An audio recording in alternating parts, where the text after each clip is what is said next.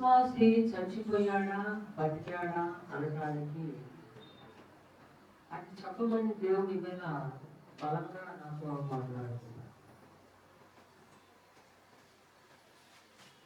ప్రకటన గ్రంథంలోని దేవుడు ఏమంటున్నాడంటే, ప్రకటన గ్రంథంలో దేవుడు వేరు, మత్తయి మార్కు లోక సువార్తల్లో ఉన్న దేవుడు వేరు. మత్తయి మార్కు లోకాలలో ఉన్న దేవుడేమో యేసు ప్రభువే కానీ శరీరధారి అయిన యేసు. ప్రకటన గ్రంథంలో ఉన్న దేవుడు ఎవరంటే యేసు ప్రభువే మహిమ శరీరంతో ఉన్న దేవుడు. శరీరధారిగా ఉన్న దేవుడు తప్పులను క్షమించుకుంటా పోతాడు, ఎందుకంటే ఆయన కూడా శరీరంతో ఉన్నాడు. అలాగే ఆయన తప్పులు చేయలేదు, కానీ శరీరానికి బలహీనతలు ఉంటాయని. కానీ ఆయన మహిమ శరీరంలోకి మారినప్పుడు ప్రతిదీ పట్టింపుతో చూశాడు. ఆగస్టు 1వ తేదీ నుంచి నేను ప్రతిరోజు మన పోలీస్ ఫ్యామిలీ యూత్ ఫ్యామిలీ అనే వాట్సాప్ గ్రూప్లో ప్రతిరోజు ప్రకటన గ్రంథం 1వ అధ్యాయం నుంచి 5 అధ్యాయాలు చెప్పాను. గత 3 రోజుల వరకు 3 రోజుల కిందట ముగించాను 5 అధ్యాయాలు. దేవుడు చెప్తున్నాడు, చచ్చిన క్రైస్తవులకి బతికిన క్రైస్తవులకి ఒక తేడా చెప్పాడు. అది వెళ్ళి నువ్వు చెప్పాలి అన్నప్పుడు నేను ఈరోజు ఓపిక చేసుకొని వచ్చాను. ఎవరైతే దేవుడి పని కోసం చివరి ప్రాణం వరకు కొర ప్రాణం వరకు బలహీనతల్లో మొక్క పెట్టకుండా సనక్కుండా వస్తారో అవన్నీ దేవుడికి తెలుసు, ఫస్ట్లోనే తెలుసు. పేతురు, నువ్వు తలకిందులుగా నా కొరకు సిలువ పడతావయ్యా, నువ్వు మమ్మారు అబద్ధం ఆడుతున్నావని నేను ఇప్పుడు నిందించలేను. నువ్వు తలకిందులుగా సిలువ పడేదే నాకు కనపడింది, కానీ ఈ మధ్యలో చేసే పొరపాట్లు నాకు కనపడవు పేతురు అంటాడు. మీరు కూడా అంతే. ఇప్పుడు మీరు కొద్దిగా బలహీనంగా అవ్వచ్చు. మనందరం శరీరానికిగా ప్రార్థనకు ఒకరోజు వచ్చి 2 రోజులు రాకపోవచ్చు, మధ్యలోనో చివరిలోనో రావచ్చు, చేయాల్సినట్లు మీరు చేయకపోవచ్చు. కానీ మనం చనిపోయేటప్పుడు ఎంత భక్తి ఉన్నత, అనగా పౌలు గారు ఎలా చనిపోయాడు, బ్లాండిన్ అనే సోదరి ఎలా చనిపోయిందో వాటిని మనము గుర్తుపెట్టుకున్నట్లుగా మన ప్రాణం కూడా చివరిలో దేవుడి కోసం ఎలా కష్టాలు పడి దేవుడి కోసం నిలబడి చనిపోతామో అవే చూస్తాడు. కానీ ఈ రోజు నువ్వు చేస్తున్న చిల్లరి పొరపాటు దేవునికి కనబడవు. హల్లెలూయా. పౌలు గారు యేసు ప్రభు నమ్మిన వాళ్ళనే కట్టుతో చంపుతుంటే యేసు ప్రభువు పౌలు గారిని చూసి కోపం రా, ఏంటో నన్ను నమ్ముకున్న వాళ్ళని చంపుతున్నావు అనే కోపం రానా? ఏమొచ్చిందంటే పౌలు గారిని చూస్తుంటే నడి బొడ్డు సెంటర్లో పౌలు గారిని రోమీలు శిరచ్ఛేదనం చేస్తున్న దృశ్యమే యేసయ్య కనబడుతుంది. యేసయ్య నమ్మిన వాళ్ళనే పౌలు చదువుతున్నాడు. పౌలును చూడంగానే యేసయ్య పౌల్లో ఆయన శిరచ్ఛేదనం అవుతున్నట్టు కనబడుతున్నాడు ఈమె కోసం. అప్పుడు యేసు ప్రభు పౌలు గారిని కోపడ్డాడు. అప్పుడు పౌలు గారిని మధ్యలో పిలిచి, పౌలా, నువ్వు నన్ను హింసపెడుతున్నావు, కానీ నువ్వు నా కొరకు శిరచ్ఛేదనం అవుతున్నట్టు కనబడుతున్నావయ్యా, నీ అంతం అలా ఉందయ్యా అంటే, ఏంటి నీ కోసం నా శిరస్సుని ఇస్తానా అట్లా అవుతుందంటే, నేను మీకు ఒక ప్రశ్న వేస్తున్నా. ఆ ప్రశ్న ఏంటో జవాబు మీరు చెప్పలేరు. ఎవరు చెప్పలేరు, ఏ క్రిస్టియన్ కూడా చెప్పలేరు. ఆ ప్రశ్న వేస్తున్నా, వినండి. పౌలు యేసయ్య కోసం ఎందుకు శిరచ్ఛేదనం అయ్యా? పౌలు యేసు ప్రభు కోసం ఎందుకు శిరచ్ఛేదనం అయ్యాడు? మీకు ఏ పాస్టర్ చెప్పలేదు, బైబిల్లో ఎక్కడా లేదు. ఎందుకు శిరచ్ఛేదనం? ఆయన ఏ ఉద్దేశంతో శిరచ్ఛేదనం అవడానికి అన్ని శ్రమలు పడ్డాడు. ఆయన శ్రమలు పడటానికి ఆయనలో ఉన్న ఒక ఘోరమైన పాపానికి ప్రాయశ్చిత్తమే ఆయన శిరచ్ఛేదనం. జవాబు అది. పౌలు గారిలో ఒక ఘోరమైన పాపం ఉంది. ఆ ఘోరమైన పాపాన్ని ప్రాయశ్చిత్తం చేసుకోవడానికి ప్రాణం అర్పించాడు. ఆ ఘోరమైన పాపం ఏంటి? నేను ఇప్పుడు మీకు సగం ఆన్సర్ చెప్పాను. పౌలు గారి శిరచ్ఛేదం ఎందుకు అయ్యాడంటే ఆయన ఘోరమైన పాపం కోసం అన్నాను. అది సగం ఆన్సర్ వచ్చింది అందులో. ఏంటి ఆయన ఘోరమైన పాపం ఏమిటి చెప్పమంటారా? ఆయన ఘోరమైన పాపం ఏంటో మరి అది కూడా నేనైతే సగం చెప్పాను, మిగిలిన సగం అయినా క్రిస్టియన్స్ చెప్తానా చెప్పరా? అది కూడా నాకు డౌట్ అండి. ఎవరైనా చెబుతారేమో నాకు తెలియదు. అయినా నేను ఆన్సర్ చెప్తాను. ఈ ఆన్సర్ వాళ్ళు చెప్తారో లేదో మనం క్యాలిక్యులేషన్ చేద్దాం. తర్వాత క్యాలిక్యులేషన్ చేస్తా. ఆ ఘోరమైన పాపం ఏమిటంటే అద్భుతం అండి. అది అద్భుతం. ఎంత అద్భుతం అంటే ఆయన ఘోరమైన పాపం ఏమిటంటే ఒకప్పుడు ఉన్న యెహోవాయే, బాగా ఆయన ఘోరమైన పాపం చెప్తున్నాను. ఒకప్పుడున్న యెహోవాయే యేసుక్రీస్తు వారిగా శరీరధారి వచ్చి బలి అయ్యాడు అనేది ఆయన ఎప్పుడైతే తెలుసుకున్నాడో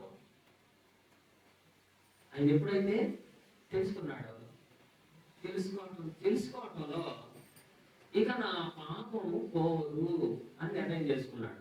అంటే నా పాపాన్ని ఇక క్షమించే వారెవరు లేరు. యేసు ప్రభు కూడా ఇక యెహోవా కూడా నన్ను క్షమించాడు. మీకు అర్థం కాదు, మళ్ళీ చెప్తాను.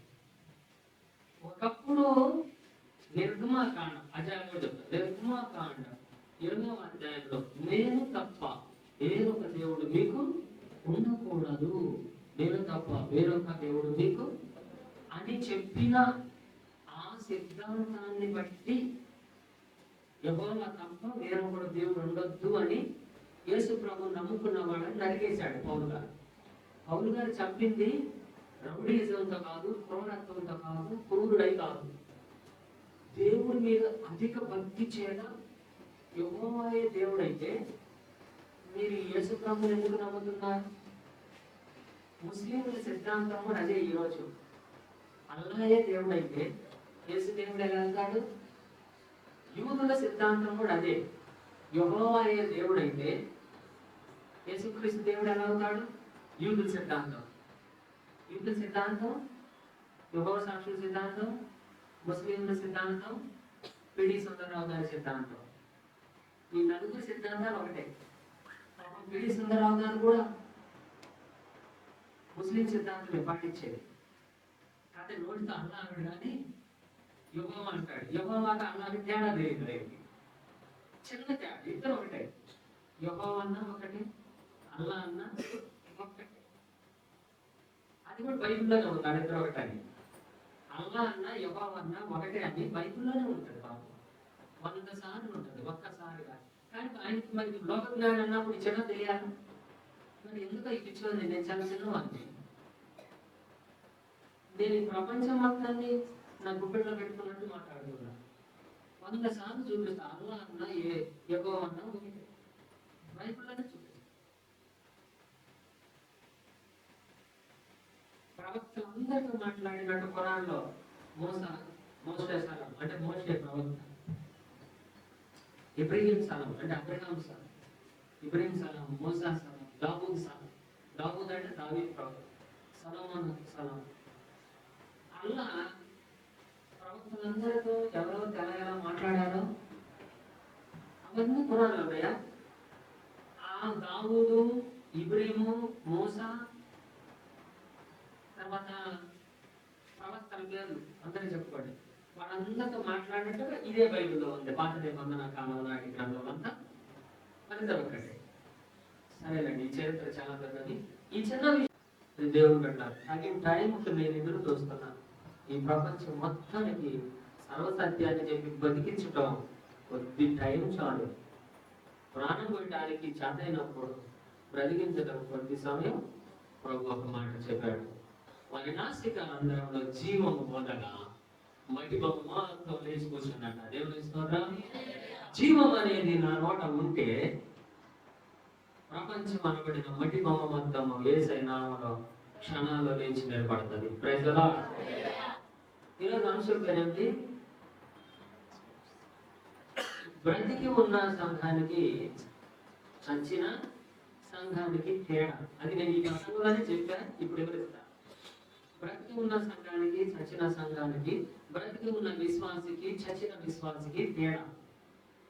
అయితే ఇంకొక అడుగు వెనక్కేసి జవాబు చెప్తున్నాం. పౌలు గారికి ఉన్న ఘోరమైన పాపం అన్నారే, అది ఏంటి చెప్పాను మీకు? చెప్పలేదా? ఇండైరెక్ట్ గా చెప్పాను, డైరెక్ట్ చెబుతున్నా వినండి. ఇండైరెక్ట్ గా చెప్పాను ఇందాక, ఇప్పుడు డైరెక్ట్ గా చెప్తాను, వివరించి చెప్తున్నా. పౌలు గారిలో ఉన్న మనోవేదన ఏంటంటే, ఒకప్పుడు నేను పూజించిన ఆ యెహోవాయే మానవుడుగా సిలువేయబడితే, ఈ సిలువ వేయబడిన ఈ యెహోవాని నమ్మి సిలువ వేయబడింది ఎవరు? ఇప్పుడు గుర్తుపెట్టుకోండి, చెప్పండి, నాకు చెప్పండి. యెహోవా అనండి. సిలువ వేయబడింది ఎవరమ్మా? అనండి అమ్మా. ఈ మాట క్రిస్టియన్స్ తెలియదు, ప్రపంచ క్రిస్టియన్స్ కి ఈ మాట ఇంకా తెలియదు. సిలువ వేయబడింది యేసుక్రీస్తా యెహోవానా? యేసుక్రీస్తు అంటారు కదా. ఇప్పుడు నేను చెప్పిన అంటున్నారు. ఇప్పుడు దాకా ప్రపంచం అనేది ఏంటి చెప్పండి? సిలువ వేయబడింది ఎవరు? యేసుక్రీస్తు యెహోవానా? అమ్మా, అదే లోకంలో ఉన్న మెసేజ్ ఏంటది? కాదు, సిలువ వేయబడింది యెహోవా. గుర్తుపెట్టుకోండి. సిలువ వేయబడింది ఎవరు? పౌలు గారు ఎవరు భక్తుడు? యెహోవా భక్తుడు. పౌలు గారు ఎవరు భక్తుడు? యెహోవా భక్తుడు. యెహోవా భక్తుడు అయి ఉండి అదే యెహోవా సిలువ మీదకి వచ్చేసరికి, ఈ సిలువ మీద ఉన్న యెహోవాని గుర్తించకుండా ఈయన పరాయమని చదువుకొని ఈయన నమ్మిన వాళ్ళని చాలా మందిని చంపాడు.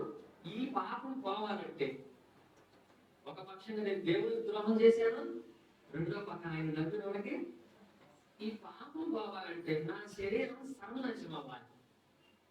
నేను బ్రతికుండగా ఈ శరీరము సర్వ కష్టాలకు నాశనం అయిపోవాలి.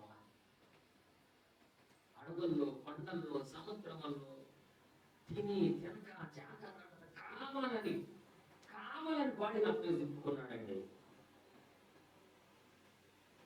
కావాలని చిత్రహింస, కావాలని అప్పచెప్పు, సంతోషంగా అప్పచెప్పుకున్నాడు. బయటలా ఎట్లన్నా నా పాపం పోతాను, ఎట్లన్నా నేను చేసి దోషం పోతాను. దేవా, నా అంత దుర్మార్గుడు అప్పలేడు. నేను యెహోవా భక్తుడని చెప్పుకుంటూ యెహోవాయే నమ్మ సిలువ మీదకి వస్తే ఆ యెహోవాని తిట్టడం, ఆ యెహోవాని చంపడం, నేనే ఆ యెహోవాని యేసు ప్రభువారు పౌలు గారికి దమస్కు మార్గంలో చెప్పాడు. అయితే పౌలు గారు దమస్కు మార్గంలో ఏమేం చెప్పాడు అక్కడ రాయలేదు, కానీ బహు లోతుగా ఇండైరెక్ట్ గా మాత్రం ఉంది అక్కడ. ఆ మాట ఉంది, నేను చూపిస్తా, కానీ మీకు బయట కనపడదు. చూపించినా కనబడింది. ఆయన చెప్పాడు, ఆయనే కదా దేవుడు, ఆయనే కదా, మీరు తప్ప వేరొక దేవుడు మీకు ఉండకూడదు అని 20వ అధ్యాయం 10 ఆజ్ఞలలో మొదటి ఆజ్ఞ నేను రాశా కదా. ఆ దేవుడే కదా మీ అందరినీ రక్షించాలంటే దేవుడే ఉంటేనే కదా పాపాలు క్షమించేది. పాపాలను క్షమించడానికి ఎవరు అధికారం ఇచ్చాడంటే నేనే దేవుణ్ణి, నాకెందుకు లేదు?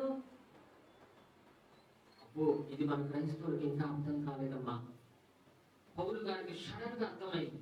అది దేవదర్శనం వస్తేనే అర్థమైంది.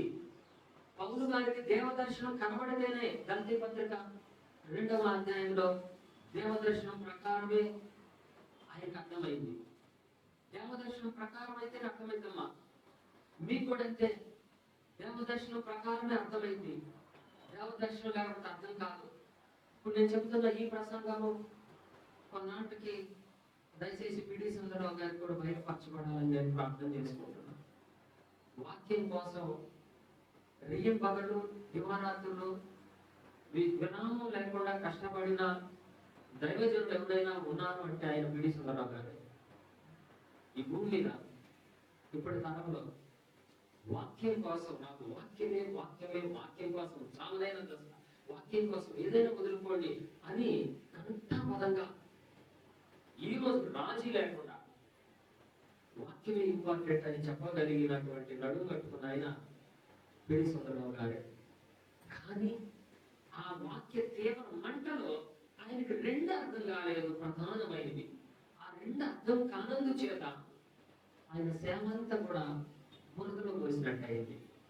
ఆయన ప్రయాస అంతా ధూళిలో పోసినట్టయింది. ఆయనకు 2 అర్థం కాలేదు.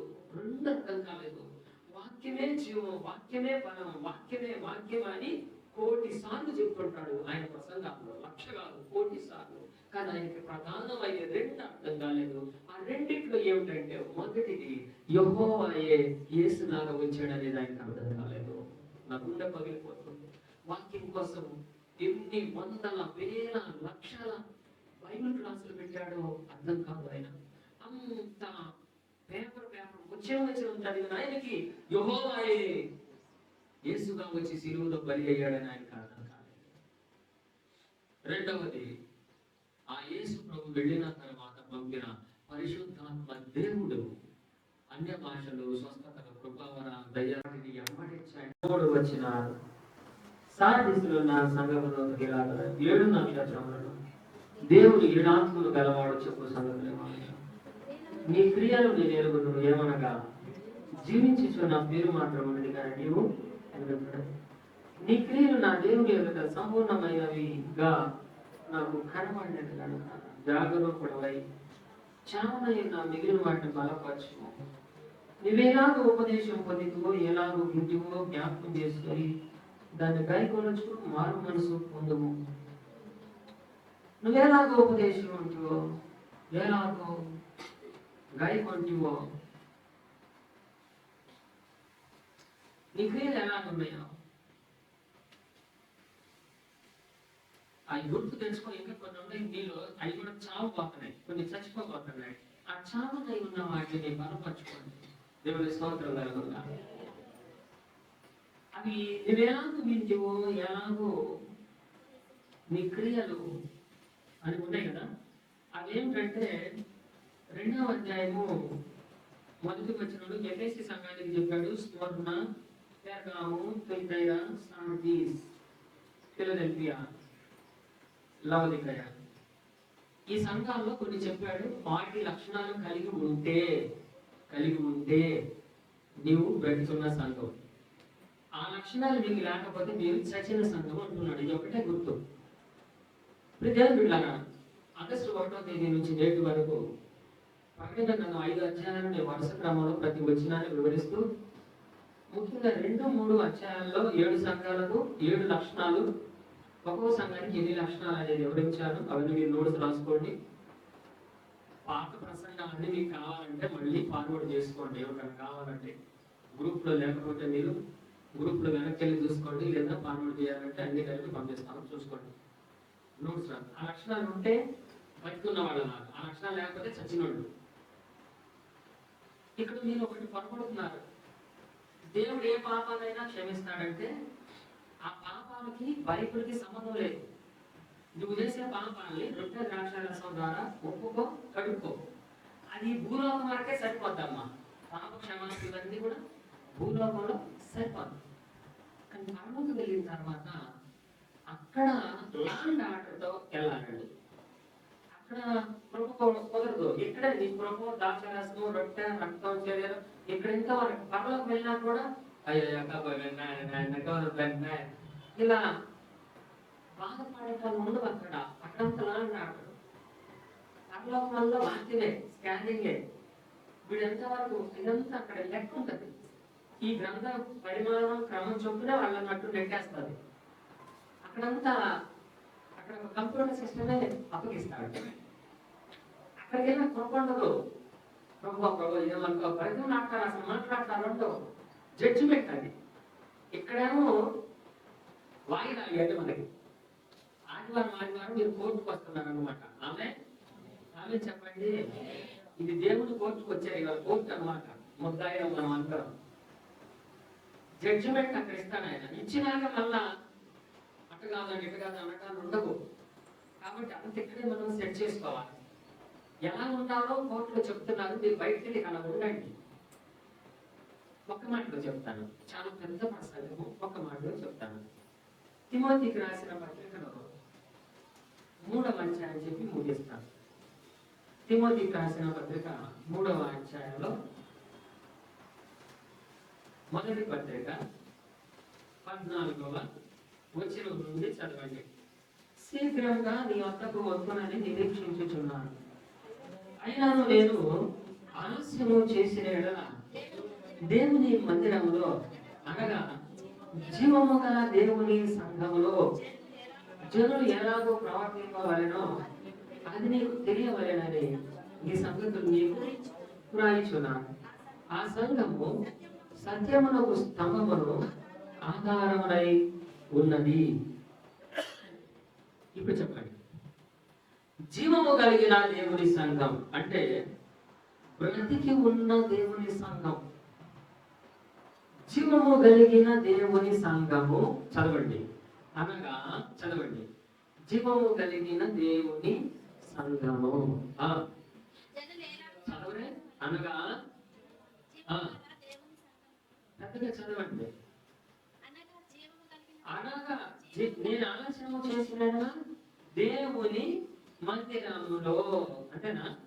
దేవుని మందిరములో అనగా జీవము గల దేవుని సంఘములో జనులు ఎలాగో ప్రవర్తింపవలెనో అది నీకు తెలియవలెనని ఈ సంగతులను నీకు వ్రాయిచున్నాను.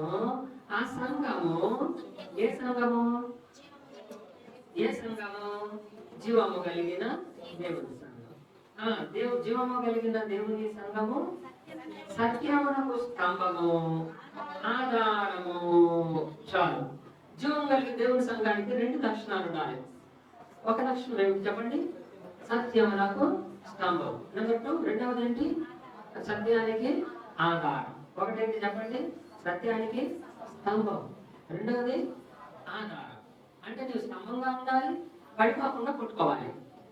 పడిపోకుండా కొట్టుకోవాలి. నువ్వు నిలబడాలి, ముందు గట్టిగా నువ్వు నిలబడాలి. తర్వాత సత్యం పడుతుంది ఒకవైపు ఎక్కడో, పడిపోతాను గబ్బా పడుతుంది పడుతుంది పైకి తీయాలి. ఏం చేయాలి? ఇద్దరు చెప్తారు, ఒక పక్కకి దిగిపోతుంది. ఆ ఊరిలో పడిపోతే అది అసలు ముక్కలైపోతుంది. అంటే పడిపోతే ముక్కలైపోతుంది. మనం ప్లేట్ లెక్కినట్ట మనం లెక్కించాం. అయితే అందరూ కలిసి అడుగుతూ ఉంటారు, ఎవరైతే చిన్నగా వెళ్ళిపోతున్నారు డ్రైవర్. ఇటు పడుతున్నాడు, గుల్లుగా పైకి ఎక్కుతుందని పడిందంటే ముక్కలే. సత్యాన్ని అట్లా మనము రేపుగా వినిపించేటట్టుగా పడకుండా చూడాలి. ఇది బతికిన సంఘం, బతికిన సంఘపు లక్షణం, బ్రతికిన విశ్వాసి లక్షణం. నువ్వు ముందు స్తంభంలాగా గట్టిగా నిలబడాలి. నేను ఈ విధంగా ఎందుకు చెప్తున్నా అంటే, మనం వాక్యాన్ని ఎప్పుడైతే నేర్చుకొని దేవునికి పని చేస్తామో, బాగా గుర్తుపెట్టుకోండి, దేవుని పని చేసే వాళ్ళకి ఆడ పనులన్నీ దేవుడు చేస్తాడు. Praise Lord. మనం దేవుని క్రమంలో నమ్మకస్తుగా ఉంటే మన పనులన్నీ ఆయన చేస్తాడు. ఆయన పని మనం చేయకపోతే మన పని ఆయన చేయడు. ఇక్కడ పరలోకంలోనైనా మనం పట్టుబడతాం, పరలోకంలోనైనా పట్టుబడతాం. కాబట్టి ప్రియదేవం బిడ్డలారా, నువ్వు బ్రతికిన విశ్వాసము, చచ్చిన విశ్వాసము. ఇప్పుడు చెప్పు, నీ ముందు సత్యానికి స్తంభంగా ఉంటావా ఉండవా? స్తంభం కంటే ముందు మీరు ఖచ్చితంగా తెలుసుకోండి, పురుషోత్తంగా చెప్పేది నిజమా కాదా, నిజమా కావా?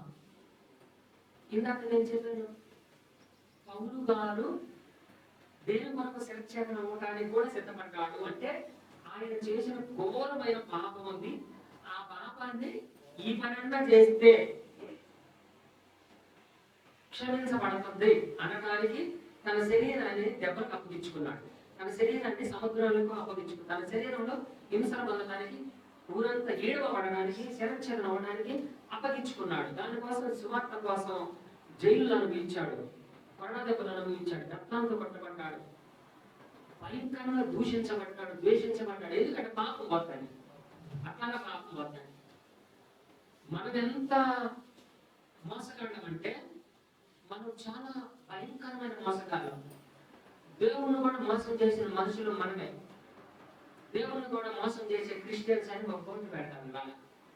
దేవుణ్ణి మోసం చేసే క్రైస్తవులని ఏమిటాయి అంటే, మనం చేసిన పాపాలు మనకు తెలుసు, తెలిసి ఏం చేస్తాం? సైట్గా కళ్ళు మూసుకొని ఆ రొట్టె ఆచారం తీసుకొని, ప్రభువా నేను చేసిన పాపాలన్నీ క్షమించయ్యా, ఆత్రం స్వత్రం తాగి తినేస్తున్నాను, ఇంకా మంచి ప్రభు నేను పరిశుద్ధుని అయిపోయాను అంటే మనం చాలా మోసగా. పౌలు గారి విజయంతో చూస్తే, పౌలు గారి దృష్టితో చూస్తే, నువ్వు పాపాలు ఒప్పుకోవడానికి ఆయన శరీరాన్ని పీకు తిని ఆయన నెత్తు తాగి పరిశుద్ధుడు అయ్యాను అనుకుంటున్నావా? అయితే ప్రాయశ్చిత్తం చేయవా? నువ్వు ప్రాయశ్చిత్తం చేయి. ఇప్పుడు దానికి ఎన్ని పాపాలు చేసావో, ఇప్పుడు దానికి నువ్వు ఎంత చేసావో, నీ పాపానికి ప్రతిగా కొన్ని ప్రాయశ్చిత్తాలు కూడా చేయాలి మీరు. ప్రైజ్లా నా ప్రాయశ్చిత్తం నేను చేసుకుంటా. నా శరీరం నల్లగొట్టబడినాక నేను ఆయన పని చేసుకుంటా. చలైనా ఉనుకైనా నవ్వంతా ఓపికన్నా నేను ఎక్కడికన్నా వెళ్తా. పౌలు గారు చేసిన ఘోరమైన పాపం ఏమిటి? ఏమిటా పాపం? ఘోరమైన పాపం ఏమిటంటే, మీరు అనుకుంటున్నారు వ్యభిచార దొంగతనాలకి ఈ కావు ఐదు తెలియదు దొంగతనాలు అయ్యి. వాళ్ళ నాన్న వజ్రాల వ్యాపారం, డైమండ్స్ బస్తాలు బస్తాలు ఓటలు చేసి అమ్మేవాడు పౌలు గారి వాళ్ళ నాన్న. అయ్యో మా నాన్న కోటీశ్వరుడు, ఆ ఆస్తి అంతా నా పెంటతో సమానం. ఇంట్లో నుంచి బయటికి వెళ్ళిపోయాడు. వాళ్ళ నాన్నకి ఏంటి అసలు సంబంధాలు లేవు. వాళ్ళ నాన్న నా కొడుకు చచ్చిపోయాడు అనుకున్నాడు, మా నాన్న చచ్చిపోయాడు అనుకున్నాడు పౌలు గారు. అసలు పౌలు గారు ఇంట్లో లేడు. ఫిలిప్పీ పత్రిక 4వ అధ్యాయం అంటాడు, నాకు కలిగిందంతా పెంటతో సమానం అంటాడు పౌలు గారు. నాకు కలిగిందంతా పెంట. ఆ పెంట అనే డబ్బు నాకు అంటే పౌలు గారు చేసిన ఘోరమైన పాపానికి ఆయన మొత్తం వదిలిపెట్టుకున్నాడు. 3వ అధ్యాయం 11 చివరిలో, 3వ అధ్యాయం 11 రండి. ఫిలిప్పీ 4 అన్నాను కాబట్టి ఇది చూడండి, ముగిస్తాం. ఇంటి చూడండి అందరూ. పౌలు గారు చేసిన పెద్ద పాపం ఏంటి చెప్పండి? ఘోర పాపం ఏంటి? ఏకైక పాపం. ఒకప్పుడు యెహోవా కొరకు బ్రతుకుదామని చెప్పి యేసు ప్రభు నమ్మి ఉన్న వాళ్ళని చంపాడు. ఈయన చంపడంలో పౌలు గారి విషయంలో న్యాయం అనిపిస్తుంది. ఎందుకు? నేను తప్ప వేరొక దేవుడు ఎవరు లేదని యెహోవా చెబితే, దేవుడుగా ఆయన దేవుడుగా ఆనందిస్తుంటే నేను ఎట్లా బ్రతికిస్తాను నా వాళ్ళని? అది యూదులే. యూదులు అంటే యెహోవా బిడ్డలు లేదండి ఆయన చంపింది. నా యెహోవా బిడ్డలు కన్వర్ట్ అయిపోయి యేసు ప్రభు నమ్మిన వాళ్ళు కాబట్టి యూదుల్ని ఆయన చంపింది, అన్యులు కాదు, యూదుల్నే. మనకు యూదులై ఉండి మనకి యెహోవా ఉంటే మన యెహోవాని వదిలి ఆ పిచ్చి యేసు ప్రభువుని నమ్మి ఆ పిచ్చి యేసు ప్రభు బైబిల్లో యేసు ప్రభు యూదుడు అని శారీరకంగా మరియక పుట్టినట్టు ఉంది, కానీ యూదుల దృష్టిలో యేసు ప్రభు యూదుడు కాదు. అసలు మీకు ఈ సత్యం తెలియదు, ఎవరికి తెలుస్తావు? ఇది యూదుల దృష్టిలో యేసు ప్రభు యూదుడు కాదు. యేసు ప్రభు యూదుల దృష్టిలో మాకు వినండి భారతీయుడు. చప్పట్లు గడిచిన అప్పటి గురించి యేసు ప్రభు యూదుల దృష్టిలో భారతదేశీ వాడని. భారతీయుడు యేసు ప్రభు. తెలియకపోతే భూలోకం అంతా నా కాడికి వచ్చి నేర్చుకోమనండి. యూదుల దృష్టిలో యేసు ప్రభు భారతదేశవాడు. యేసు ప్రభు భారతదేశపు దేవుడు. యేసు ప్రభు నా హిందూ దేశపు దేవుడు. యేసు ప్రభు 18 సంవత్సరాలు హిమాలయాల్లో ఉన్నాడు. హిందువుల యొక్క అందుకే యేసు ప్రభుకి క్షవరం చేయించుకోవాలి. యేసు ప్రభుకి ఎంట్రుకలు తీసుకోలేదమ్మా, మునీశ్వరుడు ఆయన. ముని యేసు ప్రభుకి ఎంట్రుకలు వింటున్నారా? యూదులకి ఎంట్రుకలు ఉండకూడదు, క్షవరం చేయించుకోవాలి. యేసు ప్రభు 18 ఏళ్ళు ఇక్కడ ఉండి యోనా దేశానికి పోగానే వెంట్రుకలు బాగా పెరుగుండేసరికి అప్పుడు మన యేసు ప్రభు ఇక్కడ యూదులుగా ఉన్నప్పుడు ఒక అఘోరా టైపు లాగా యేసు ప్రభు వెంట్రుకలు బాగా జడలు వేసుకున్నట్లుగా పెరిగిపోయి బాగా. యేసు ప్రభు ముందు కూడా యోధుల మధ్యనే ఆ టైపులో ఉన్నప్పుడు అసలు ఈయన యూదుడు కాదు. కానీ అది నిజమనేది కొద్ది మందికి తెలుసు. కొద్ది మందికి, ఎక్కువ బిషపులకు తెలియదు. వాడికి ఒక 2 అంశాల పగ కూడా ఉంది. 2 అంశాల పగ కూడా ఉంది. యేసు ప్రభు మీద భారతీయుడనే అపనింద వేశాడు. తర్వాత యేసు ప్రభు మీద యూదులు అయినా కానీ దీన్ని చావగొట్టాలనే 2 నిందలు ఉన్నాయి. అవి ఉంది. ఇప్పుడు నీకు ఎలా ఏంటో భవిష్యత్తు తెలుసుకుందాం. పౌలు గారికి అదే దృష్టి పడుతుంది. ఒక హిందూ దేవుడిని తీసుకొచ్చి మన యూదులను ఆయన నమ్ముతున్నారు కాబట్టి యూదులు కూడా ఆ యేసయ్యను నమ్మిన వాళ్ళని ప్రాణంతో కొట్టి చంపొచ్చు అని ఆజ్ఞ ఉంది. అది కూడా ధర్మశాస్త్రం. చంపితే నరహత్య పాపం అనే దానికి ఇది చదవదు. నరహత్య పాపము అనేది ఆజ్ఞలు ఉంది 10 ఆజ్ఞల్లో. మరి పౌలు గారు చంపిన ఈ నరహత్య కిందకి రావు అవి. ఎందుకంటే నేను దేవుడు కాదు అని వేరే దేవుడిని మొక్కిన వాడిని రాళ్ళతో కొట్టి చంపుడే అంది. అది ఆజ్ఞ పాటించకపోతేనే ఆజ్ఞ యెహోవాని నమ్మకుండా వేరొక దేవుణ్ణి నమ్మిన వాళ్ళని రాళ్ళతో కొట్టి చంపుడి అనే ఆజ్ఞ పాటియకపోతేనే పాటిస్తే దేవుని భక్తుడు అవుతాడు. అందుకని పౌలు గారు ఆజ్ఞలు పాటించడానికి 10 ఆజ్ఞలు 2 ఆజ్ఞలు ఉన్నాయి. ఒకటి, నేను తప్ప వేరొక దేవుణ్ణి పూజించవద్దు. ఆజ్ఞ చొప్పున యేసు ప్రభు నమ్మిన వాళ్ళని చంపుతున్నాడు. ఆ తర్వాత అర్థమైంది ఏమని? ఆ యెహోవాయే, 3 యెహోవాలు బైబిల్లో, ఆ యెహోవాయే యేసు క్రీస్తు వారి లాగా సిలువలో బలి అయింది. ఎవరు చెప్పండి ఇప్పుడు? అమ్మ మీరు చెప్పండి, నా మీద ధైర్యంతో చెప్పండి. సిలువలో బలి అయింది ఎవరు? యెహోవా. ఆయన పేరు యెహోవా. కానీ చచ్చిపోయిన ఆయన మనం ఏమంటాం చెప్పండి? యేసు క్రీస్తు అనేది పేరు కాదు. అమ్మా, యేసు క్రీస్తు అనేది అసలు పేరు కాదు. అది చెప్పండి, తెలుగులో అర్థం చెప్పండి. యేసు అంటే అర్థం ఏంటి? రక్షకుడు. అది పేరు కాదు. క్రీస్తు అంటే ఏంటి చెప్పండి? అది పేరు కాదు. మనకు తెలియక అనేస్తాం యేసు క్రీస్తు అనేది పేరు అంటున్నాం. పేరు కాదు అది. అసలు యేసు క్రీస్తు పెట్టిన పేరేంటి చెప్పండి? 8వ రోజు పెట్టిన పేరు చెప్పండి అమ్మా. యేసు ప్రభుని సుమయ్యను చేతుల మీద పెట్టుకొని పెట్టిన పేరేమిటి? ఇదేంద్రా నాయన, మనం ఇప్పుడు ఏ లోపల ఉండారమ్మా?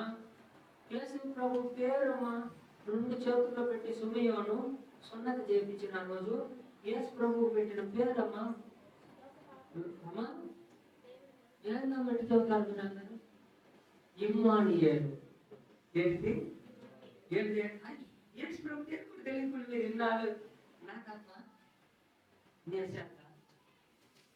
యేసు ప్రభు పేరేంటి? అది సుమయ్యను పెట్టాడని చెప్పారు కదా. ఏమని పెట్టాడు?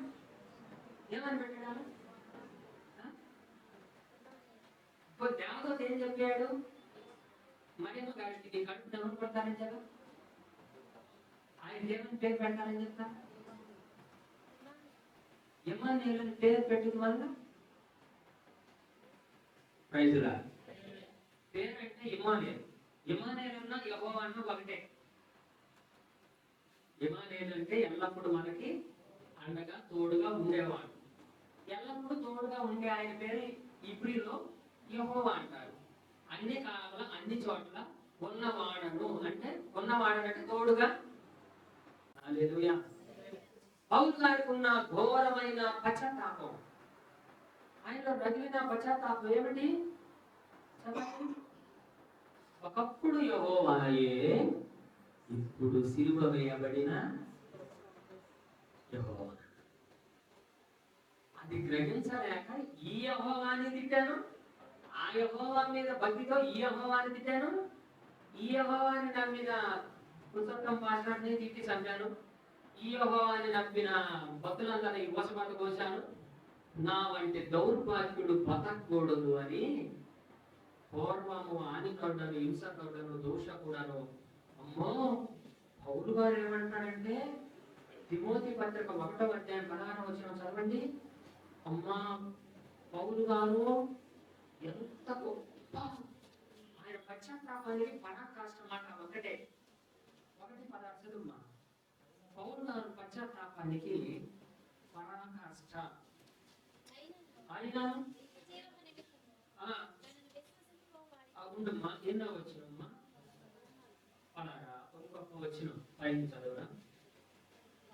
పాపులను రక్షించుటకు క్రీస్తు లోకమునకు వచ్చిన వాక్యము నమ్మదగినదియు పూర్ణాంగీకారమునకు యోగ్యమైనదియునై ఉన్నది. అట్టి వారికి నేను ప్రధానుడను.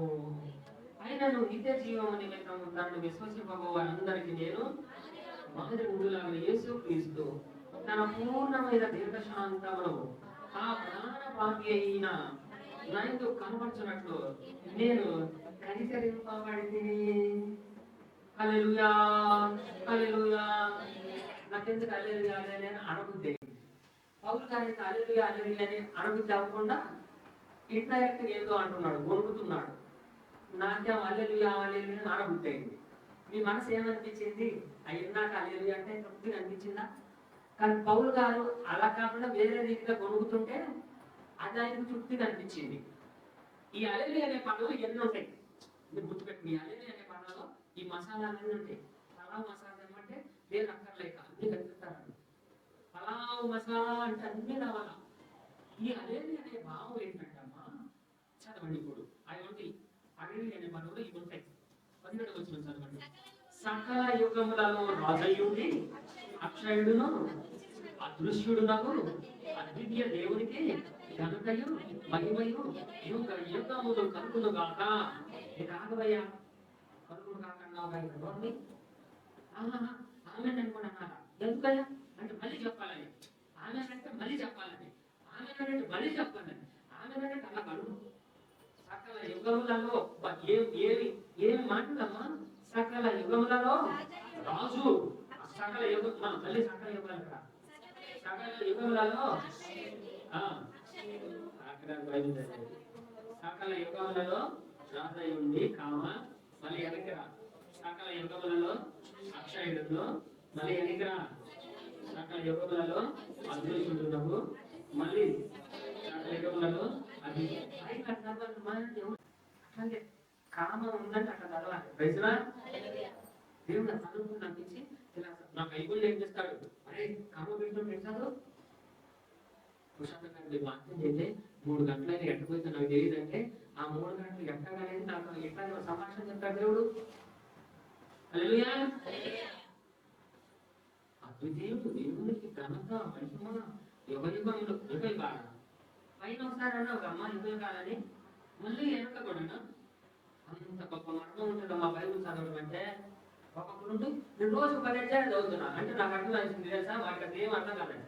బడాయి కోసం చదువుతున్నాడు, బడాయి కోసం బైబుల్ చదవద్దు బాబు. నువ్వు రోజుకి 5 అధ్యాయాలు దాటావో నీకు బడాయి ఎక్కువైందని అర్థం. 2 అధ్యాయాలు దాటితే కూడా బడాయి ఎక్కువైనట్టు అర్థం. వద్దమ్మా, నీకు 2 అధ్యాయాలు కాదమ్మా, నువ్వు నిదానం కాదు. 1 అధ్యాయం చదివితేనే తలపైన పాప వచ్చిందమ్మా. నీకు ఎంత ఇంట్రెస్ట్ ఉందంటే 10 అధ్యాయాలు చదవాలి, అందరికీ చెప్పుకోవాలి. అది కాబట్టి లేదు కదా 10 అధ్యాయాలు చదివి అందరికీ నేను 10 చదివేనని వద్దు వద్దు. ఒక్క వచ్చిన చదివి 7 దేవుడు కనుక బయలుపరచు. రైతులా ఇప్పుడు చెప్పండి, పౌలు గారు ఎవరంట? పాపులలో ప్రధాన పాపి, అట్టి వారిలో నేను అమ్మ. ఆయన భూలోకంలో ఎంత మంది పాపులు ఉంటారో వాళ్ళందరికీ పెద్ద పాపి ఎవరైనా ఉన్నారంటే ఆ ఘోర పాపిని ఫస్ట్ నేనే అన్నాడా లేదా? మీరు ఇందాక ఏమనుకోని ఉంటారు? మీ మనసులో ఎంత అనుమానాలు ఉంటాయి? నేను ఫస్ట్ లో చెప్పిన మాటలని మీరు అనుమాన పడతారు. ఈ వీడియో చూసేవారు కూడా అనుమాన పడతారు. పౌలు గారు ఏంటి, ఘోరమైన పాప అంటే ఏంటి అంటే పరలోకి వెళ్ళే ప్రతి ఒక్కడు మన పౌలు గారి ద్వారానే పోవాలంట.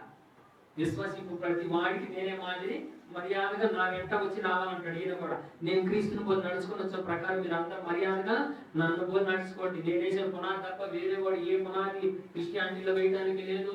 ఏ మళ్ళీ పునాది తప్ప ఎవడు ఇంకో పునాది వేయడానికి లేదు. పరలోకి ఎవడన్నా రావాలంటే నేను రాసిన 14 పత్రికలు ప్లస్ 2 16 పత్రికలను పాలైనోడే వస్తాడు. లేకపోతే డోంట్ కేర్, పిచ్చి పిచ్చి బాధలు ఎవరు చేయడానికి లేదు. మర్యాదగా అంటారా, రక్తం తీసుకుని ఒళ్ళు పగలగొట్టమంటారా అన్నాడు. అమ్మాయి కూడా అన్నాడమ్మా, రక్తం తీసుకొని వచ్చి ఈ పగలు పట్టమంటారా, చెప్పినట్టు అంటారా? పౌలు గారు అట్టాగంటాడు. ఏరా ఈ మధ్య బలాల సంఘంలో కొరింథీ సంఘంలో ఏంటో ఎక్కువ మాట్లాడారంట, మీరు నా బలాన్ని చూస్తారా, కర్ర తీసుకుంటారా, మామూలుగా రానా చెప్పండి. 4వ అధ్యాయంలో బాధ్యతలు ఇస్తాడు కొరింథీ పత్రికకి. మొదటి పత్రిక 4వ అధ్యాయంలో నేను రక్తమందు రావాలన్నా తెలుసుకోండి. ఏమనుకుంటున్నారు అందరూ? అయ్యో నేను పౌలు గారు చదివి మామూలుగా చదువుతున్నా, ఆయన చెప్పడు భర్త కర్ర తెచ్చుకున్నా. మరి అప్పుడు విశ్వాసం ఏ విశ్వాసం అయ్యాము, ఈ పగలు పడతాం పొద్దున్న పడపక ఇదాన్ని నడిచేది. ఇళ్ళ దగ్గర మీరు లోకంలో మీరు ఆస్తి పరులు అవ్వచ్చు, ఉద్యోగస్తులు అవ్వచ్చు. ఇళ్ళ దగ్గర మీరు కింగులు, రాజులు, రాణులు. ఇళ్ళకాడ సంఘంలో పసిబాలు, మీరు పసిపిల్లలు ఎక్కడ? మీరు ప్రైజ్లో దైవజనుడు దెబ్బ కొట్టినా నువ్వు పసిపిల్లలు పసిపిల్లలు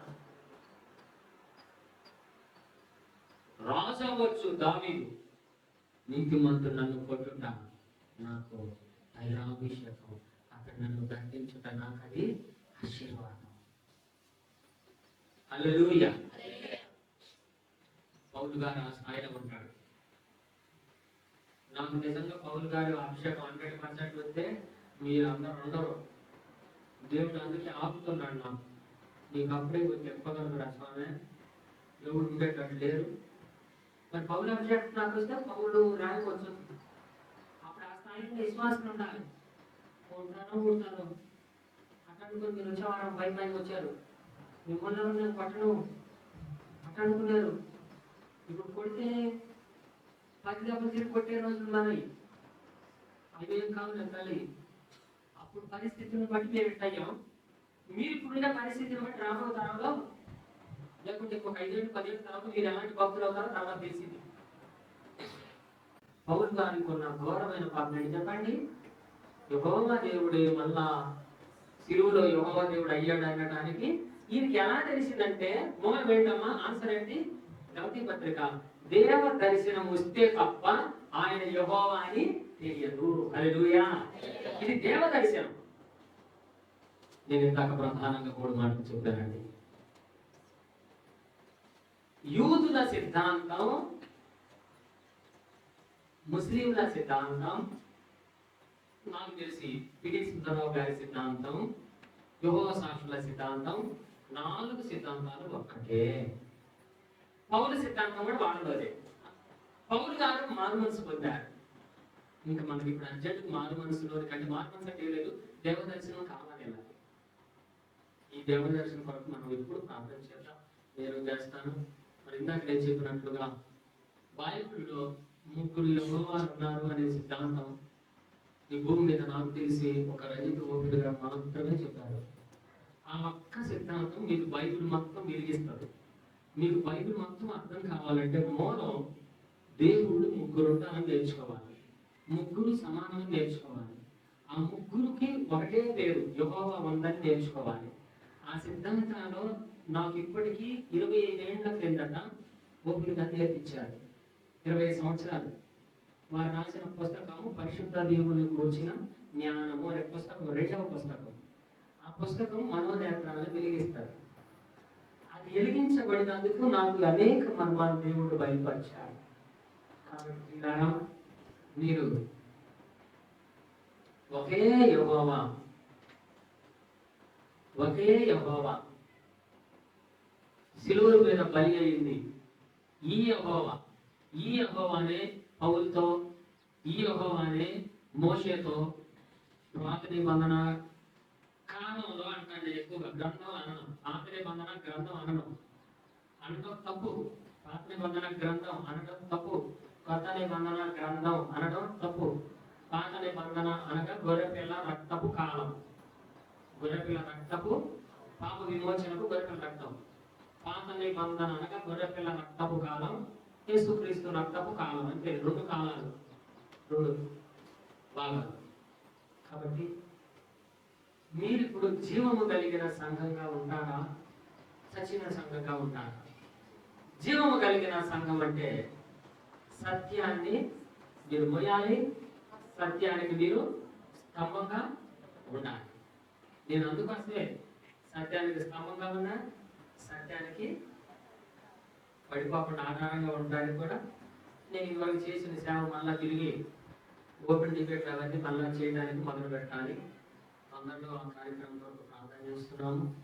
ఇదివరకు ఓపెన్ డిబేట్ అవన్నీ చేసి మళ్ళా ఈ శాంతపడి దెయ్యాలు కనుక వచ్చారు. పౌలు గారు ఎంతమందికి ఇచ్చాడు అనుకున్నా బాప్తిస్మాలు? పౌలు గారు బైబిల్లో గొప్ప ప్రవక్త ఆయన కదమ్మా.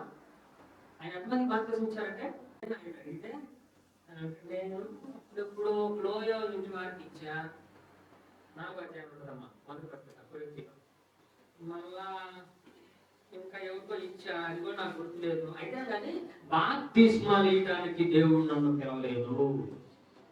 ఆమె కూడా అంటాడు, చూసారా వాక్యం ఉంటుంది, బాప్తిస్మా ఇవ్వటకు దేవుడు నన్ను ప్రజల చూద్దాం. 1వ అధ్యాయము 14 ఒకటి 14 కానీ మొదటి పత్రిక కొరింథీ ఒకటి అమ్మా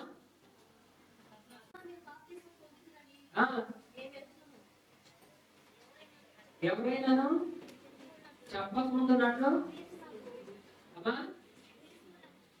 తీసుకురాండి ఎవరురా క్రిస్పు నకును గాయకి క్రిస్పుకు గాయకి తప్ప నేనైతే ఎవరికి బాప్తిస్మం లేదు. ఏదమ్మా ఇక్కడ బాప్తిస్మం ఇచ్చినందుకు స్తోత్రమా. ఉన్నది ఇంకోటి గుర్తొచ్చింది, స్టెఫెనీ వాళ్ళకి కూడా ఇచ్చానంట. ఇంకొకటి ఇచ్చానని కూడా నాకు ఇంకా గుర్తు. అంటే దీని అర్థం ఏంటి? పౌలు గారికి బాప్తిజం ఇవ్వడం అనేది అసలు ఇంపార్టెన్స్ ఆయన అనుకోలేదు, అంతే వదిలేసి పడేస్తాడు. అంటే కానీ ముందుకు వచ్చిన ప్రతి ఒక్కళ్ళు ఎక్కడన్నా తీసుకొచ్చుకోండి. నేను చెప్పినట్టు మీరు అలా వినకపోతే వదులుకుని తప్పున్నాడు. ఈ రోజు పాస్టర్లు ఎట్లా ఉన్నారండి? ఈ విశ్వాసం పెద్ద దొంగలు. ఈ దొంగలు పోయి ఒక్కసారి అసలు మునుగు నీకు తెలిసి అంటే నేర్పించాను, తీసుకొచ్చాడు ముంచండి. మునిస్తే నేను మిగిలింది కట్టు కట్టేస్తా, మాత్రం కట్టండి. 7 మునిగాను కాబట్టి ఇంకెక్కడికన్నా పోయాలో నాశనం అవుతారని చేపడంటారు. నేను కట్టాను నా దగ్గర బాప్తిసం మంది ఎక్కడికి పోతారు, నాశనం అయిపోతారని నేను ఎంత దెయ్యం బాగా నీకు అర్థమైనా. ఇప్పుడు ఇక్కడ బాప్తిసం మంది ఏరే చోటకి పోయారు అని నిందించే వాళ్ళని కూడా తప్పలేదు. నేను అలా కూడా ఎప్పుడు నా కాడ తీసుకొని అక్కడ బాగాలని కూడా పోటేనే చెప్తా. కానీ ఇంతకంటే ఎక్కువ సత్యం ఉన్న చోటకి కూడా చెప్తా. ప్రజలా ఇప్పుడు నా పిల్లోడు 5వ తరగతి చదివితే నేను 4వ తరగతి పడి ఎందుకు ఎత్తాను? 6 వేస్తాను. 6 ఎంటర్ అయితే ఎక్కడ వేస్తాను? డిగ్రీలు వేస్తాను. గొప్ప ప్రణాళిక కలిగిన సంఘంలో మీరు సత్యమునకు స్తంభము ఆధారంగా ఉండండి. సచిన శవాలలాగా ఉండొద్దు. దేవుడు మిమ్మల్ని దీవించు.